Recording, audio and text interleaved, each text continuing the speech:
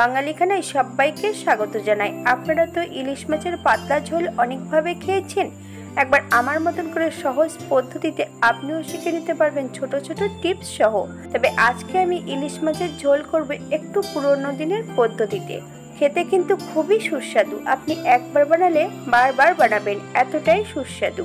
তবে আমি আজকে এখানে ইলিশ মাছের পাতলা ঝোল কিভাবে বানালাম পুরনো পদ্ধতিতে, চলুন সেটা একবার দেখে নেওয়া যাক ভিডিওর মাধ্যমে।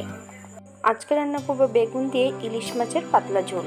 বেগুন দিয়ে ইলিশ মাছের পাতলা ঝোল খুবই সুস্বাদু হয় খেতে। আপনি একবার অন্তত করে দেখুন ঠিক এমনভাবে। আজকে আমি এখানে নিয়েছি ছোট ইলিশ মাছ, 2 টুকরো মাছ আর 3 টুকরো মাথা আমি এখানে নিয়েছি।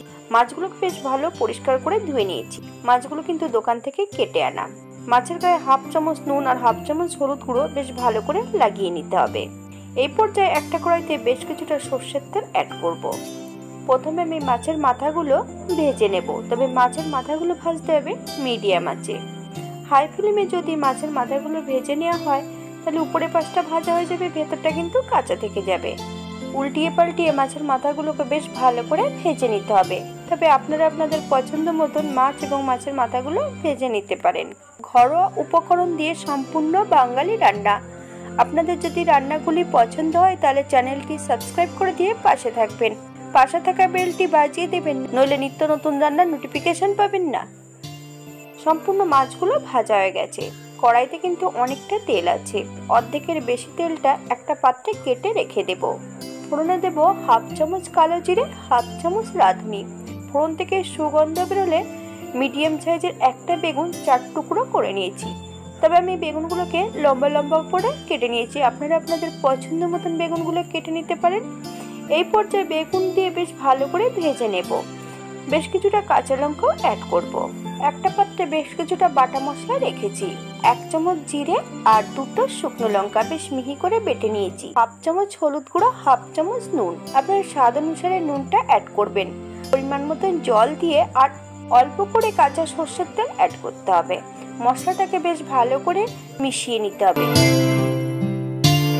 তবে ছোট ইলিশ মাছ কাঁচা রান্না করলে অতটা সুস্বাদু লাগে না খেতে, তাই একটু ভেজে নিলে খেতে কিন্তু খুবই সুস্বাদু লাগে।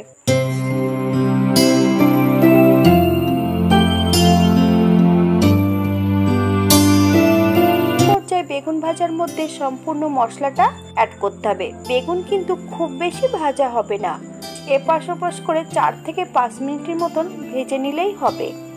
এই পর্যায়ে মশলা থেকে যতক্ষণ তেল না ছাড়ছে ততক্ষণ বেশ মশলাটা ভালো করে কষিয়ে নিতে হবে।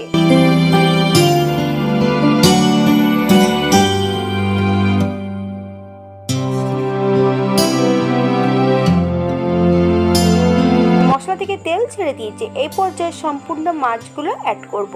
মাছ এবং মশলা সবজি সহ বেশ ভালো করে আরেকটু কষিয়ে নিতে হবে। এই পর্যায়ে আমি গ্রেভির জন্য 2 বাটি জল অ্যাড করব। তবে কিন্তু জলটা কিন্তু ঈষদুষ্ণ গরম হতে হবে, ঠান্ডা হলে কিন্তু বেগুনগুলো সেদ্ধ হবে না।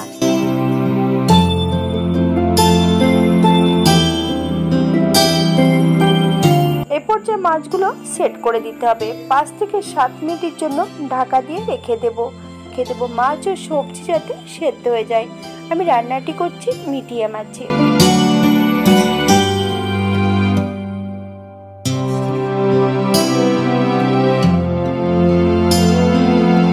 7 মিনিট পর মাছ ভাজা বেশ কিছুটা তেল এই পর্যায়ে অ্যাড করব। হালকা হাতে নেড়ে চেড়ে গ্যাসের ফ্লেমটা অফ করে দিতে হবে। 5 মিনিটের জন্য স্ট্যান্ডিং টাইম দেব, তারপর সার্ভ করব।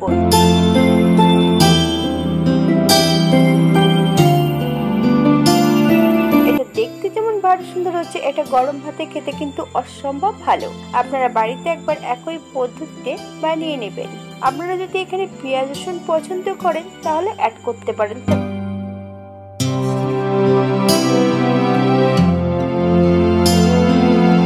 হাতে যদি সময় থাকে তাহলে একটা লাইক, কমেন্ট, শেয়ার করবেন। আজকের ভিডিওটি এই পর্যন্ত। সবাই সুস্থ থাকবেন, ভালো থাকবেন। অন্যদিন নতুন রেসিপি নিয়ে আপনাদের সামনে আবার আমি হাজির হব।